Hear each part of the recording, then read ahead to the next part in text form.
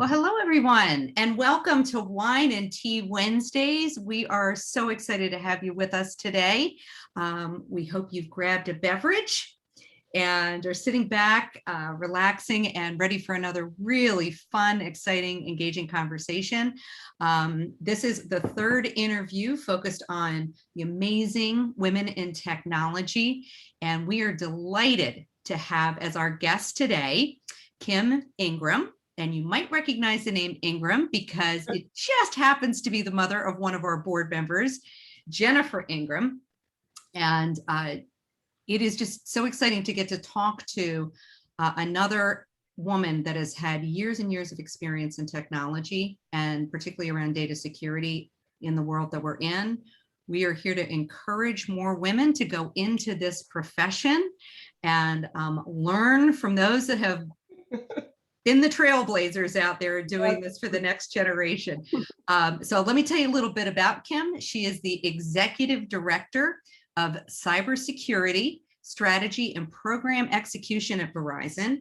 She's been recognized as a top 10 US Women CIO Information Age Award that was awarded in 2018. And we always like to call out the other leadership things that our speakers are doing. Kim has been very, very active in her community with a variety of organizations, including the Girls and Boys Club. So thank you so much, Kim, for making time to be with us today. Absolutely. Thank you for having me, ma'am. Always look forward to speaking with you. Wonderful. Well, despite some positive change out there, there are still not a lot of top female leaders in the technology space. So as a female leader, you've held a lot of top positions. What experiences or people in your life led you to a career in technology when you started your education and career?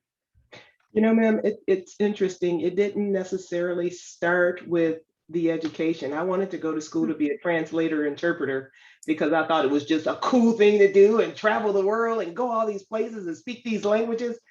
And then someone said, Kim, you like things.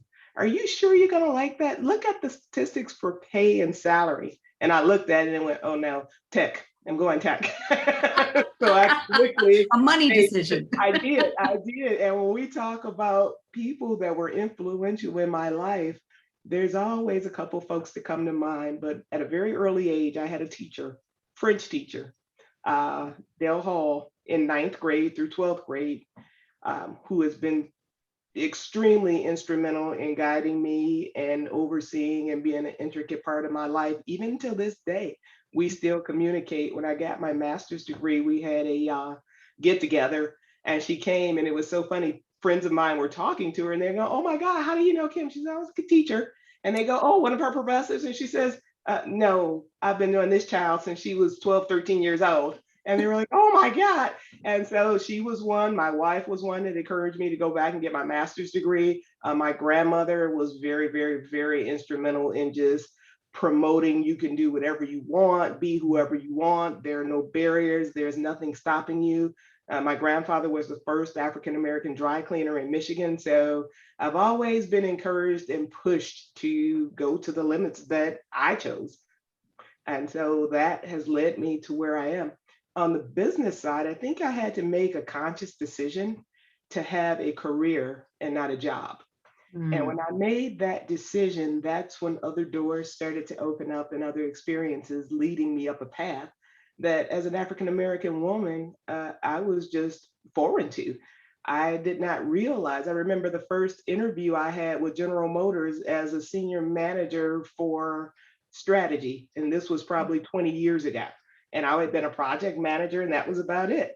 And the guy said, well, tell me about the intricacies between tactical and strategy. And I looked at him like a deer in the headlights. I'm going, yeah. So right there, I didn't get that job, but it was the first step towards saying I need to not have a job but a career. And I've had some very strong, positive women impact and guide my career once I made that decision.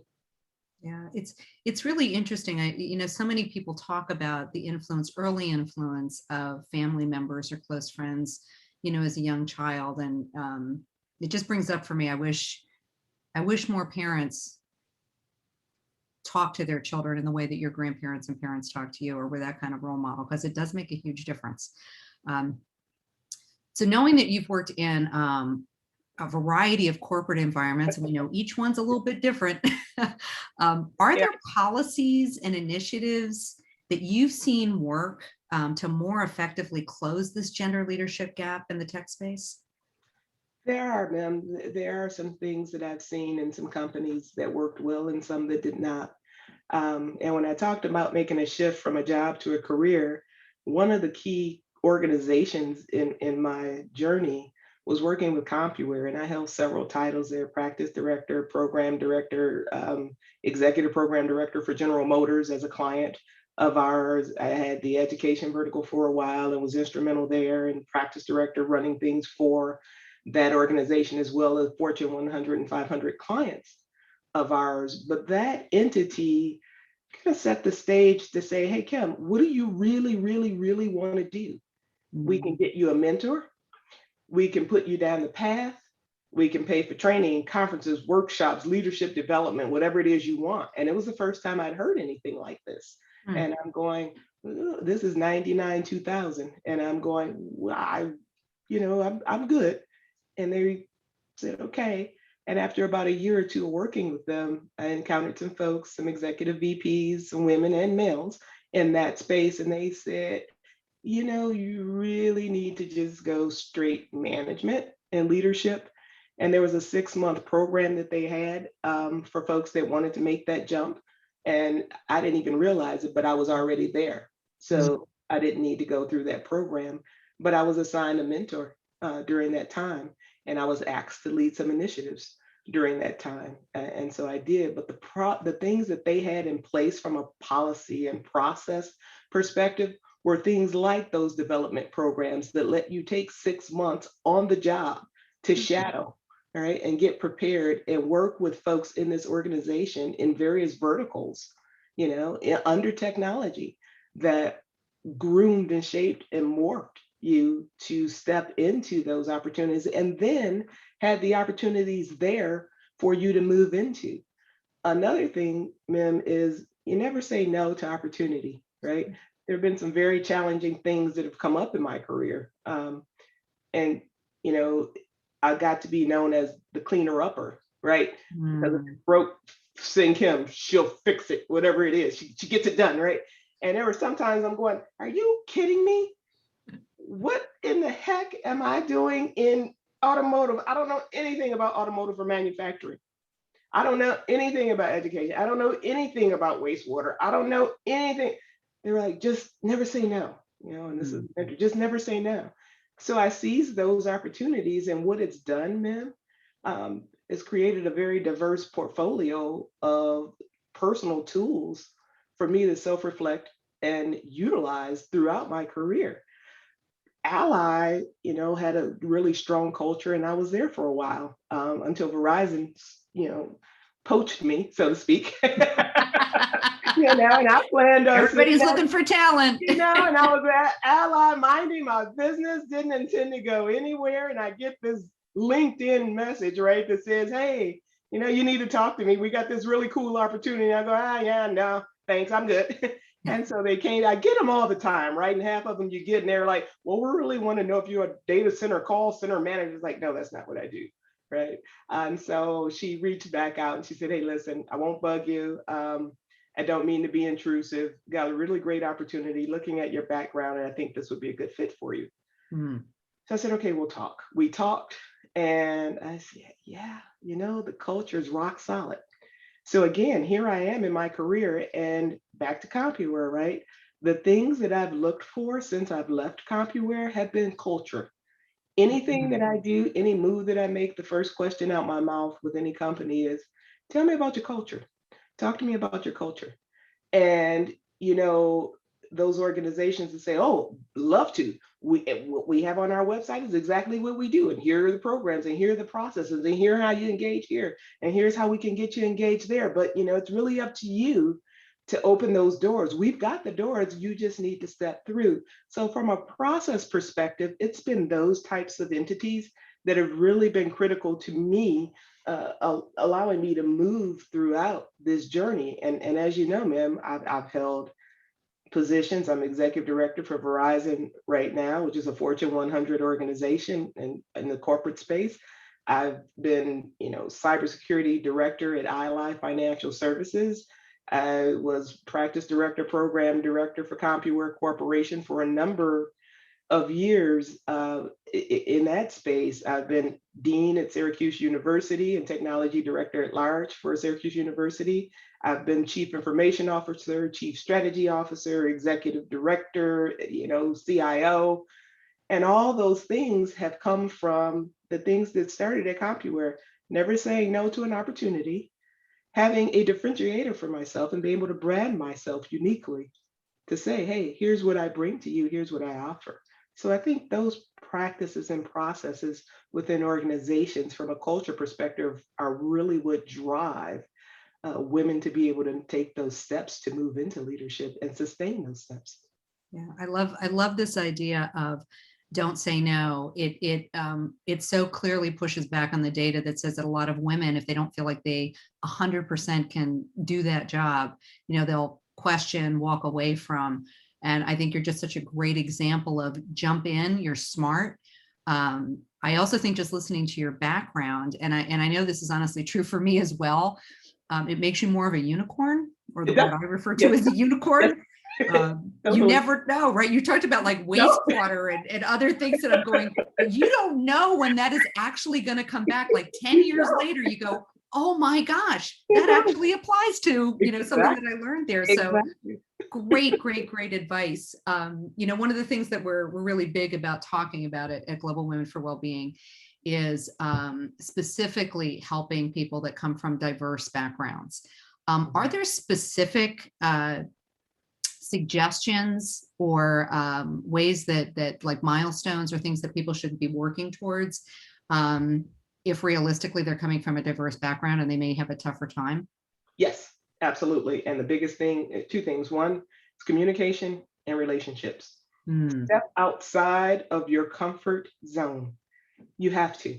You have to, you have to, you have to, you have to, you must. Believe it or not, I've been knowing my wife for about 35 years, and we were friends initially, but she was one of the people early on that really knew how shy I was, right? I would call her and say, oh my God, this guy wants to pay me $1,000 to come do this speaking engagement for 30 minutes, and I can't do it because I can't talk in front of people. And she was like, are you crazy? I think you can, right? I think you should. I think you need to figure out how to get there, right? But it's really about stepping outside of your comfort zone and never saying no. And when I say stepping outside of your comfort zone, you work at these companies, right? Don't get locked into doing lunch or having coffee or chit chatting with those same 8 people that sit around you every day. Great I advice. can't tell you how many times I start new at a company. And what do? I walk floors. I did it at CompuWare. I did it at Ally. I did it at Syracuse University. I've done it at every place that I've been in. And even within CompuWare, I would go to floor. Hey, how you doing? I'm Kim. I just started. Here's what I do. Let me know if you need anything. Right. That's And great. people kind of look at that and go, oh, okay, cool. But I'm gonna tell you something, when they need something, when there's an opportunity, when they want to do something unique, something fun, something cool, something innovative, something different, they go, who is that was at my desk saying if I had something innovative, they'd done something? Who was, call Kim. I don't know if she can work for them, will work for her, but give her a call. And so that is one of the things that I think is critical for women in diverse situations. You have to step outside your comfort zone. And I'll be honest, it's not always going to be a warm welcome that you get. I can't tell you how many times I've done that. Hey, I'm Kim. Just wanted to say hi and meet you. Okay. Okay, thanks. Have a great day. Right. But more often than not, it's been positive. Those relationships have materialized and developed and allowed me to grow. Even if it was nothing with sitting and having lunch with someone.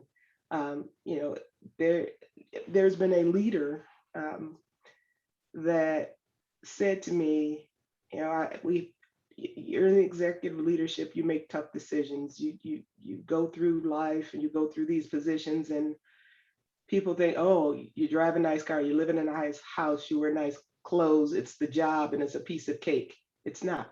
There are a lot of nights you are up. There are a lot of things that cause you to jump straight up in the middle of the night to go, oh my God, did I send the email? And was I not still pissed when I sent it? Right. So there's always those things, you know. It's like, let me go back and read that. And then you learn, don't hit send, type it, leave it, don't put anything in the to field, and I'll come back to it.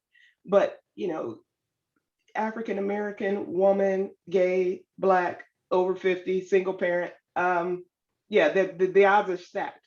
But to your point, that unicorn, I've been able to develop that. I've been able to create differentiators for myself, and I've been able to brand myself by not saying no. So when I come to the table, it's, hey, yes, you have this opportunity, Verizon, and thank you for talking to me, but this has to be mutual, right? Here's what you're offering, right? Here's what I offer you. I've got a strategy background. I've been a chief strategy officer. I got this background, that background. I've done this and I've done that. I haven't just touched them. I've actually executed in those spaces, right? But again, it's never say no. Build your brand, know your brand, and don't shy away, and you're going to get some no's, right? But when people say, hey, I need a volunteer, volunteer. You can't be of the mindset, oh, I'm not getting paid and it's after hours or on a Saturday. Not me, right? I'm not doing that. Okay, well, don't, right? Right. But I got to tell you, when the opportunities come, those are the people they go back to call. Yeah. It's such great advice. And I think it really speaks to, there's so much discussion about top leadership needing better emotional intelligence and cultural intelligence.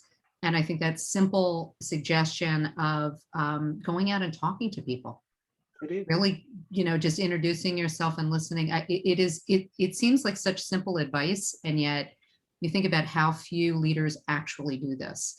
So just I think it's words of wisdom that we should all embrace, particularly in this crazy kind of uncertain time that we are in. It has I think, even more cachet and value right now, which leads us into, so we always want some positives here. What kind of opportunities are you seeing on the horizon for women in technology? Tons. There are tons of opportunity in the workforce. And I got to tell you, this is something I touched on with you a little earlier, ma'am, but Verizon, when I took this opportunity, I was really in awe with the culture. And the culture is what sold me, and it's what always sells me. But what got me with the culture is when I said, well, you say you're diverse, you say you hire women and you promote women and you have this path. Do you really? And they said, well, have you been to our career website? And I said, no, not really. And I said, go check it out and then talk to us about that, and we'll answer any questions you have.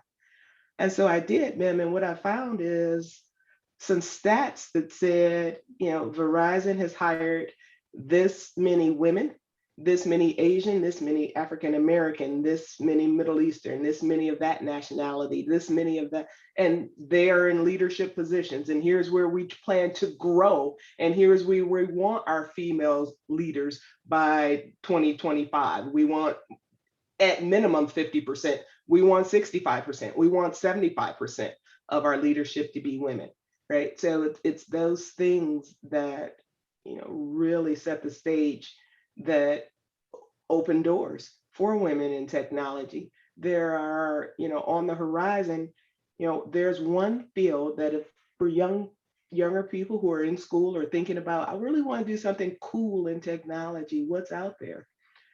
Right now, there are very few data scientists.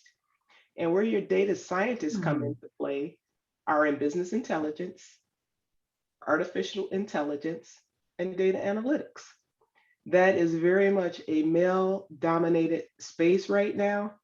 And about 3 years ago, when the first round of masters and PhDs started coming out of school with these credentials, there were about 500 globally. Of that, Wow. I think 1.3%, it was less than 2% were female. Oh. Oh, kills me. Exactly. So for those women out there that are thinking about technology, you think about the differentiator. Think about being the unicorn. Yeah. That's space. That's a space that's new, it's up and coming, and it's growing.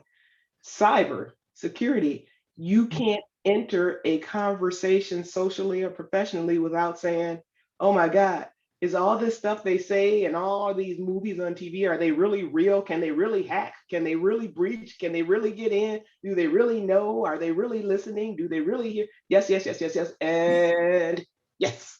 Right. And so, being CIO for a public utility company, which that was the fourth largest in the United States, you are automatically become part of Homeland Security, right? And I can't tell you, Mim, how many times I get a call from Homeland Security saying, hey, you know, monitor this, we're seeing this activity.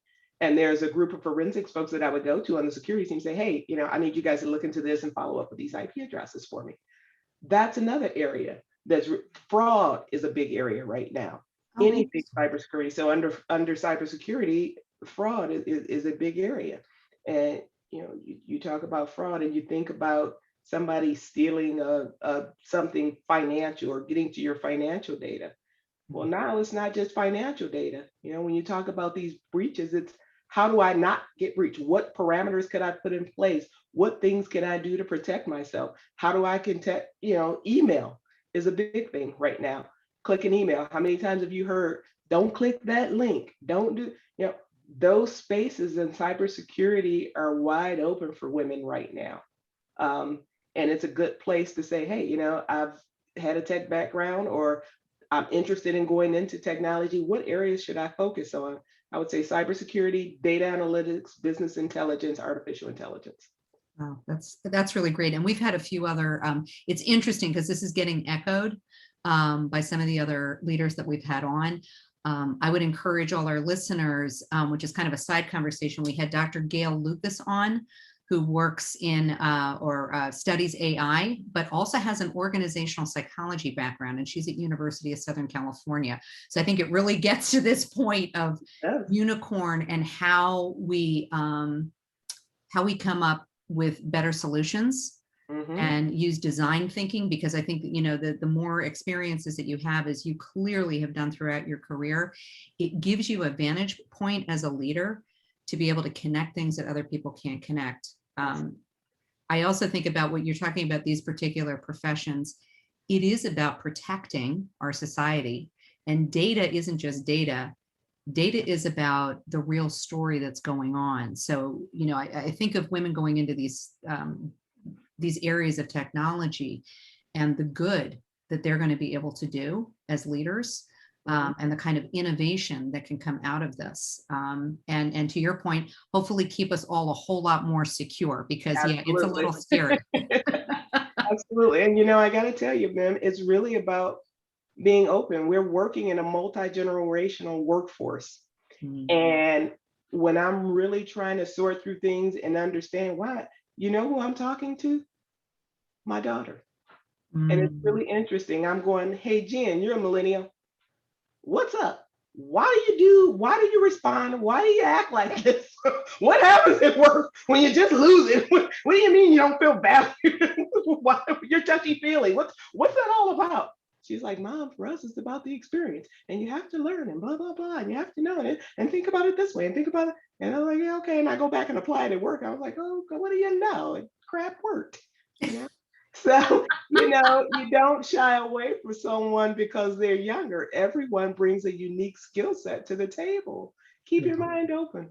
Keep your mind Yeah, open. I love that, because you really do touch on, the challenges of intergenerational workforces. I mean, there are still people, as we know, look at our Senate, seriously, that are in their 70s and early 80s, right? We have law firms, partners, and I've been in, a bit coming out of the finance world from a number of years ago, same thing. You will see people that work, there. And it's interesting, because I think you bring up a really interesting point around technology in general.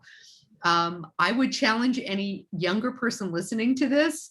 Do you really think Kim doesn't understand technology? most of us are a little bit older, have been using it and learning it and relearning and learning one new program after another most of our careers. We're probably not, I can tell you flat out, I couldn't tell you a thing about TikTok. I'll use it, but I appreciate, great. I understand it's a great storytelling platform and really cool. But I think it really opens up the conversation around, some of the biases we walk into the workplace with. Yeah. From an ageism perspective, looking at it through different diverse lenses and the opportunity moving forward. That's the one thing I will say coming out of this crazy, or, hopefully as we're coming out of this whole COVID pandemic experience. And not just that, but obviously the conversations around climate change and really addressing racism and all of these things. We need key people in these technology positions to help move this forward. It isn't just about marching. No, it isn't, just about these pieces. We need real leadership that can put strategy in place, and data security technology is going to be part of that.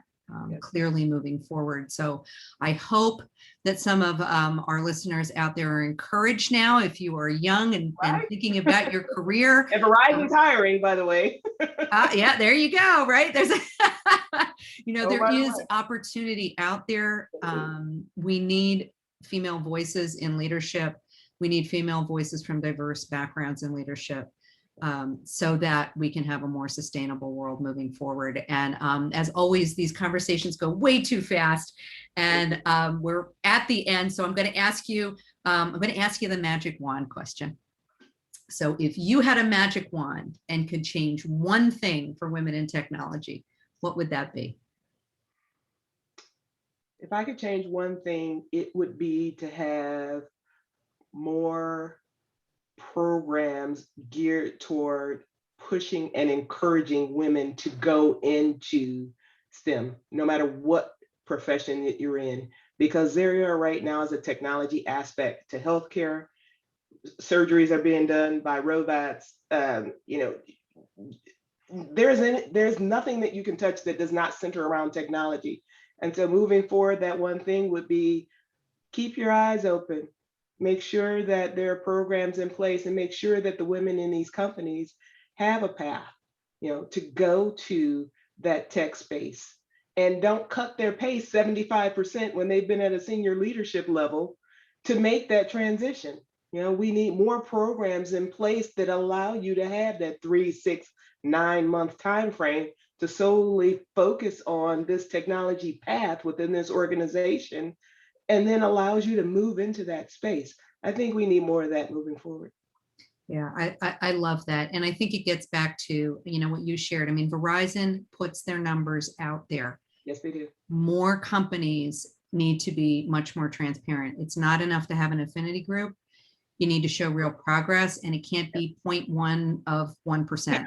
Exactly, because I've been that too. We need more. We need more positive change. Absolutely. And look, leaders like you are out there. You've been the trailblazer, but you're also, I know, continuing to make change for your team. Thank you so much for your voice and your leadership. We are just honored to have you on with us today.